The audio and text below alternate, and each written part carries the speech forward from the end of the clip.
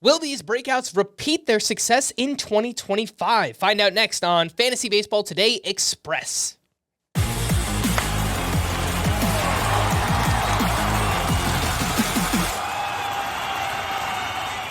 Welcome into FBT Express on Saturday, January 11th. I am Frank Stampfl, joined by Scott White. Let's take a look at the biggest breakouts from last season and talk about whether or not they will repeat that success in 2025. Up first is Jarren Duran, who finished as a top 3 outfielder in both roto and head-to-head points. He hit 285, 21 homers, 34 steals, 111 runs scored. Scott, what do you think the chances are that Jarren Duran repeats his success? I'm going to put this on an 8, as an 8 on the 1 to 10 scale. Is that what we're doing here? 1 to 10 scale? We can do that. Let's do it that way. And the reason why is because if you look at what he did last year, it was really just a continuation of 2023 by the percentages. He was a part-time player in 2023. He got full-time at bats and sustained it. So we have seen Jiren Duran do this before. I know it's kind of a one-hit wonder quality, but it's more that a part-timer had his role extended and became a full-timer, and he was able to sustain that production. So I think it's legit. I'm not going like it among the second-round picks. He seems riskier, but I do think it's more likely than not that he follows up on this performance. All right, let's talk about Jackson Merrill, who finished as a top 12 outfielder in both roto and head-to-head points, second in National League Rookie of the Year voting behind Paul Skeens, hit 292 with 24 homers, 90 RBIs, 16 steals. He did all of that as a 21-year-old. Scott, the breakout repeat-o-meter on Jackson Merrill. 9. Oof. I feel great about Jackson Merrill, and I think relative to Jackson Chourio, he's being underappreciated. He was actually the better of the two for fantasy this past season, but he's going a full round later, more or less, by ADP. I have the two back-to-back. I do have Chourio higher because I think he's probably the better base stealer, but Merrill, he's fast too. 81st percentile sprint speed. I think he could get to 20, 25 steals potentially. But more as a hitter, what Jackson Merrill did as a hitter, 20 years old, making a big leap to the majors. The forward-facing numbers are great. The expected stats were even better. He had a 303 XBA. Like an expected batting average over 300, you hardly ever see that. His X slug was 534.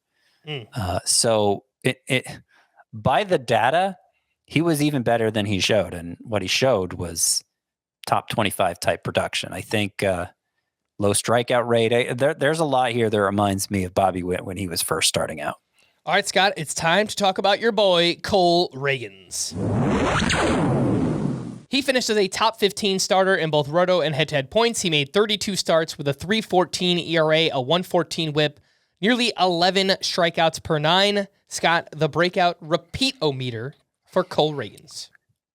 9.5. This is about as close as a 10 as it gets, obviously. You didn't need me to explain that part to you, but nonetheless, I did.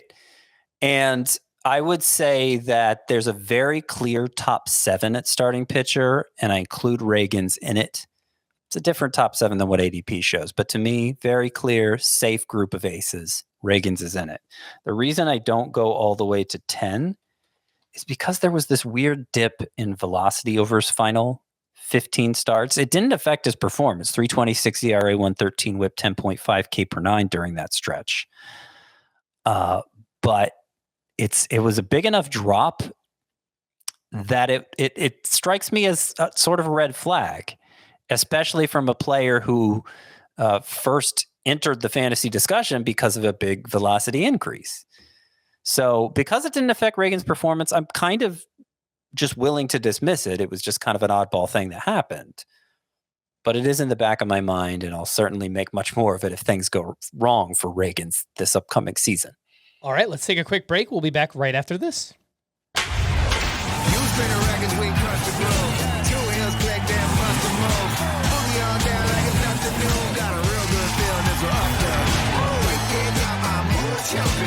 It's time to do something. Watch out, they see who's coming. Turn it up like 200. Will these breakouts repeat in 2025? Next up, we have Brenton Doyle, who is a top 10 outfielder in Roto, top 20 in head-to-head points.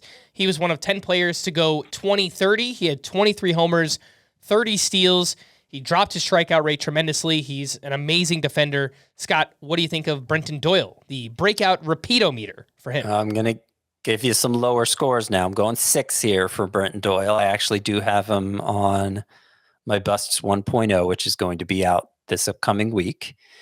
And the reason is because it just seems like it's a tightrope walk for him to have the kind of season he did. I want to put it past him doing that again, but his numbers are terrible at home. We're talking an OPS just a little over 600. So it's already in doubt whether you should be starting Doyle in fantasy when the Rockies are on the road. But in addition to that, it means he has to be a total world beater at home. Very little margin for error there. And that's not totally unexpected for a Rockies hitter. It just seems like Doyle's an extreme case of that. The other thing is that as a rookie in 2023, he struck out like 35% of the time, totally untenable. And if you look at his minor league track record, it's closer to that than what he did this past season. Strikeout rate around 25%. That's a big increase. And again, totally new for Doyle. Apparently, he did make some changes to his swing to try and improve the strikeout rate, be shorter to the ball. Maybe that's something that just carries on for the rest of his career. But we've seen before from hitters big strikeout gains given back the following year. And if that happens for Doyle, then he might not be that worth starting at home either.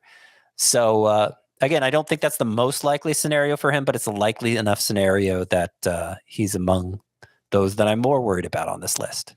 While we're expressing concerns about strikeouts, let's wrap up with Mark Vientos, who took a huge step forward. He showed elite power, 27 home runs, a 249 ISO in 111 games. And then in the postseason, he looked like one of the best players in baseball. He had 5 home runs in 13 games, elite quality of contact. But Scott, questions about the swing and miss in Mark Vientos' game. Where does he rank on the breakout repeat-o-meter? I'm putting him even lower than Doyle. He's a 5, also on my Busts 1.0 coming up. And it looked like he had whipped the strikeout issue early last season through June 30th, just a 22% rate. That's part of the reason he entered the Mets lineup in the first place. But from that point forward, the final 3 months, 33% strikeout rate for Vientos. And it's hard to hit much better than 200, 220 with a strikeout rate that high. Usually you have to be an outlier for how hard you hit the ball. Vientos hits the ball hard, but he's not like an O'Neill Cruz, Ellie De La Cruz level outlier, striking out that much. So that's a lot to overcome. He with that 33% strikeout rate over the final 3 months, he hit 256, but that's with a 333 BABIP from a player who doesn't have great line drive skills. So that seems unsustainable too. And this kind of profile, it more often results in like Patrick Wisdom type numbers or Eugenio Suarez when he was not so great. The lesser years for Eugenio Suarez. And that's what I fear Vientos could regress to being with that big jump in strikeout rate.